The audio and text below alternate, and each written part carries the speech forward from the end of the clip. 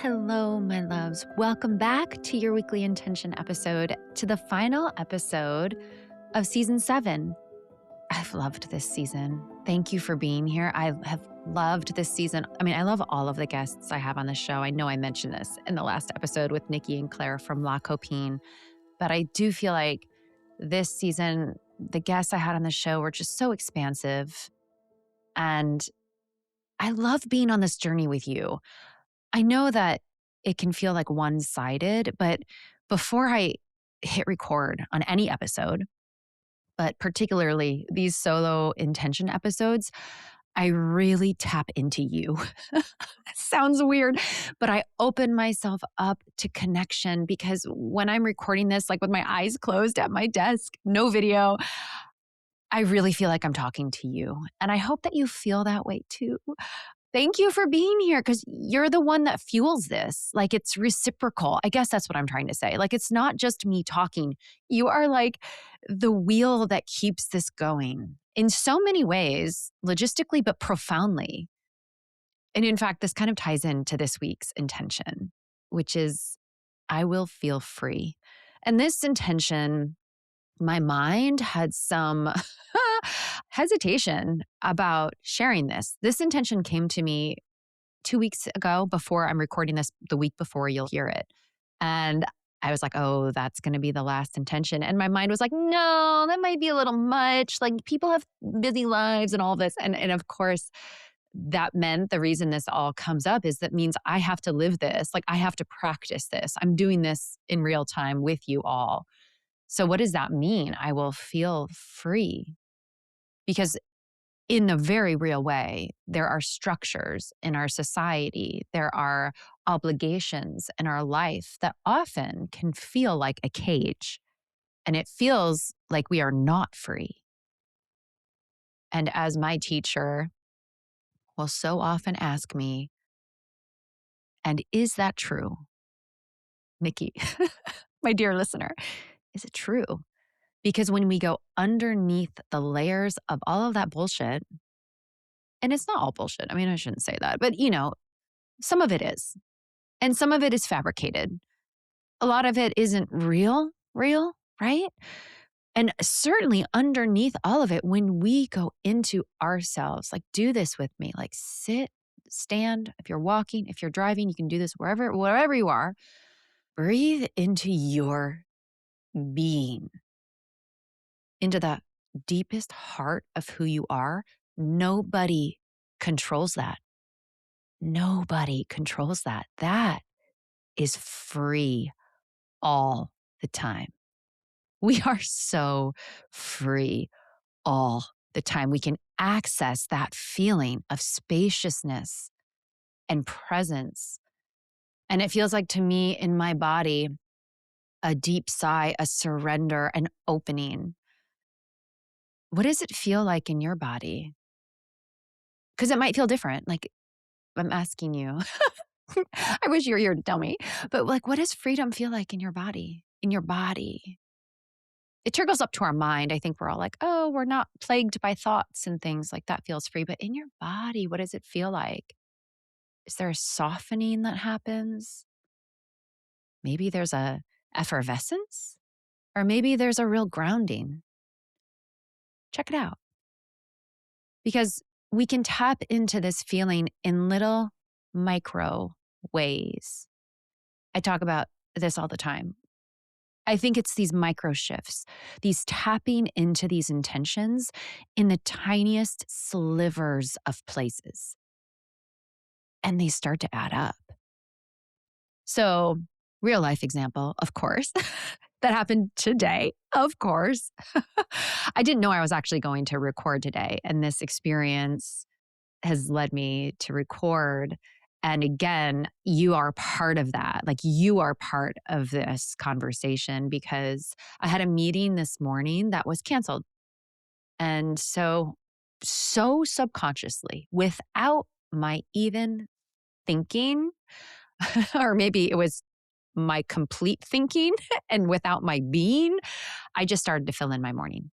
Okay, this and this, and I'll get this and that. And then I remembered this episode this intention that I've been working with.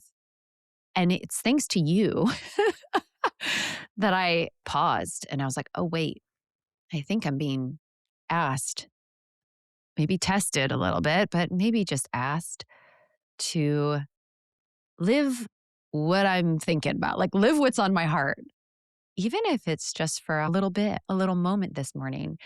And so I went out on my back day. It is a glorious day in the Hudson Valley, like cool, but the sun is out and warm. And I just sat in the sun. And then the arugula in my garden was like, hey there, Nikki. And I went over and I harvested the last of the arugula to the point where my husband came in from work. We both work from home. He's a musician. He's got his studio above the garage. And he's like, what are you doing? Like, he was like kind of shocked to see me just being in the middle, of the morning. I don't know if there's any other doers out there, but I know you know what I'm talking about. But I was really feeling free. And it wasn't like this, I think the Jerry Maguire thing of like, free. I'm not going to sing the Tom Petty song, but you know what I'm talking about. Like, I think so many of us feel like freedom is going to feel like that, like this rush of adrenaline, this like complete letting go. And it didn't feel like that at all. It felt like serenity this morning. Freedom just felt so simple, so embodied. And I think that's probably what real freedom feels like.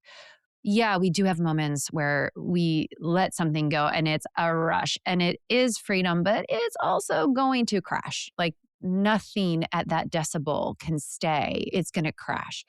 I think maybe when we access this real freedom that's always there, where we don't need the outside world, the parameters around us to tell us if we're free or not, we can just access it. I think it's actually a quieter feeling. I'm curious actually like how you feel about that. Pipe in the comments. So these little moments of freedom, connection, and we can tap into them even among all of the activities that we kind of have to do. But again, I'm going to push back here because I'm telling myself this, but maybe some of you need to hear this too. Do we really have to do all of the things we tell ourselves we have to do? Is it true? What would happen if we didn't do them? My youngest, this is very personal and I've never shared this, so keep this into your beautiful ears, but she battles with a bit of anxiety. And it's a really hard question for her to sit with at 11 years old because she does feel like if she doesn't do the things, getting teary eyed. If she doesn't do the things, then something bad will happen. And as her mother, I can see the fallacy of that. We could all see the fallacy of that, but we do this to ourselves all the time without us even knowing, like without even knowing that we're doing it to ourselves. Like we have the key to this cage. And my mission in all of this work I do, and I know it's like about food and it's about pleasure, yes, but it's about freedom. It's about our own sovereignty. It's about finding freedom for ourselves so that we can access our brightest light and shine forth brilliantly, uniquely, and uplift this freaking world. And it starts in these like tiny little micro moments. And in the kitchen, oh my gosh, like what a great place to practice freedom. And I think we can practice this with the recipe. Ooh, I love writing recipes, you guys. You know this. This is what I do for a living. It's what I've been doing for over 20 years of my life. And I also am at a point where I'm like, there's a million recipes out there, first of all, and I'm not going to stop writing them. And is there something else that I can provide to empower people to not be confined by a recipe? And I've been dabbling with this, like in my book, Mind, Body, Spirit, Food. All of my recipes have variations for that reason. I want people to feel that freedom, to feel held by a recipe, but then also feel like that they can explore within it and make it their own. And this summer, I'm starting a new series called Cook Free, And I don't really know where it's going to take me, but there's going to be structure. There's going to be instruction. There's going to be, like this like hug, but also a lot of freedom within it so that we don't get tied into following like the nuts and bolts. Oh my gosh, you guys, last night I was making the fried rice, the clean out the fridge fried rice recipe in my book.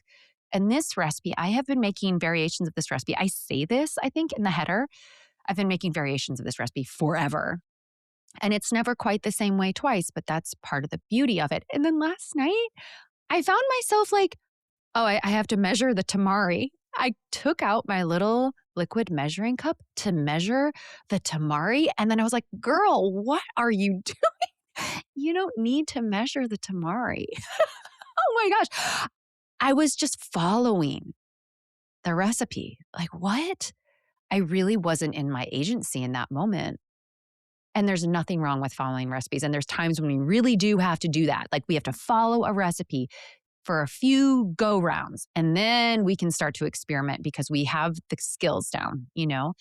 But fried rice, I mean, the beauty of fried rice is like you just throw things together and you can drizzle in the tamari and you can drizzle in as much or as little as you want. I have 2 tablespoons in that recipe. And that was because, it does work. But if you want more, if you want less, like there's no right or wrong way to do it. But there I was with my own recipe, like following it to a T. I chuckled to myself and I set that down and I just cooked and I shut the book. And here, you guys, I know, like my publisher is like, what are you doing? You need to sell them your book. but I mean, that is the purpose of the book, right? That's the heart of it. But where can we feel free? And yes, it can be in like allowing ourselves to not follow a recipe to a T, to get curious and creative and just experiment and play and get courageous about that because you know that there's a risk for failure.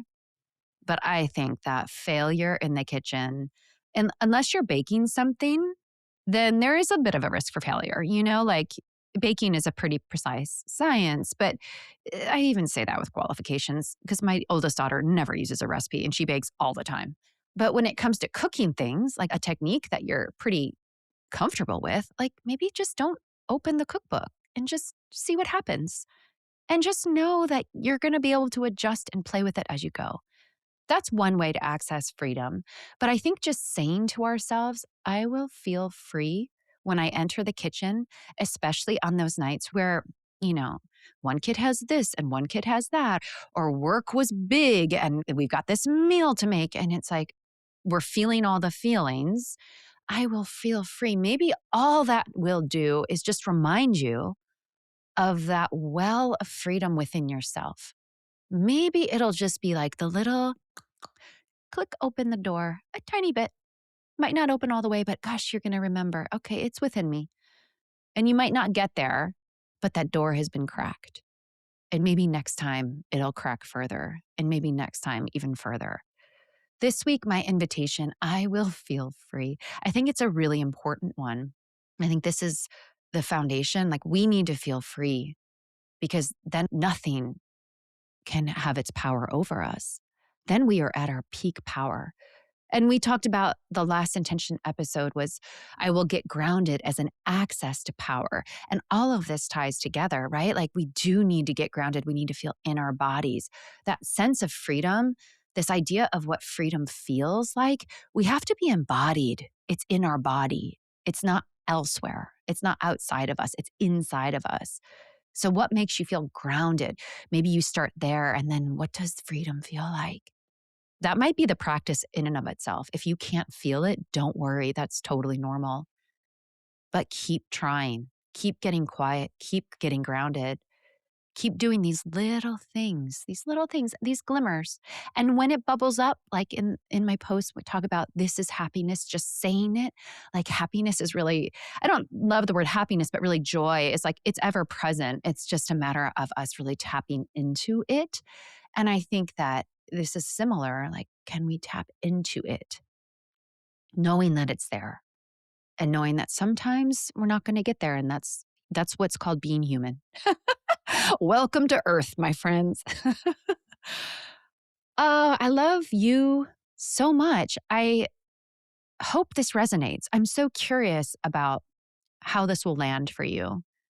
I hope it opens the door. And I hope that this season, summer, like what a great time to practice feeling free because nature is on our side. And for my dear friends on the other side of the hemisphere, you're in winter, but also that quiet, the dark quiet, that's a sure way in.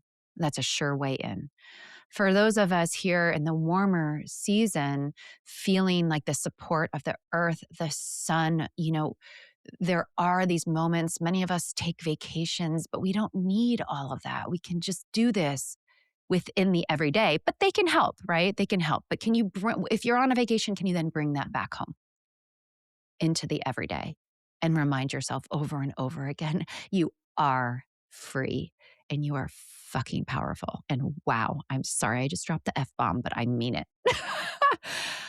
I mean it. I love you. Thank you for supporting this work. This is the last episode for a little bit. I always have to take a little sabbatical and regroup. And I trust that next season will be exactly as it's meant to be. But I don't plan it. Like you guys know, I can't editorial calendarize this work. I have to a certain extent when I have guests on. But so far, there is season 8, Empty Slate. Oh, yes. How exciting is that? I can't wait to see where it takes us because we're going to be on that journey together, I hope. If this episode resonates, please support it. It's hard to do this work. Community supported work is so right for this business, but it's also really challenging. So you can, just send it to a friend. You can post about it. You can like it on Substack. You can leave a comment. All these little things help. And of course, you can become a paid subscriber. That's the nuts and bolts. I mean, that's kind of the practical side of all of this. But thank you to all of you who are. I adore you. And if you choose to do that, you get access to all of the recipes, over 160 recipes at this point, if not more, rolling out a really fun series with some other Substackers, a cooking class series that you'll have free access to other classes and other fun perks. So you can do that. You can, support the book, all of those things. You know how it goes. Until next time, may you nourish yourself with intention and love and know that you are free. Bye for now.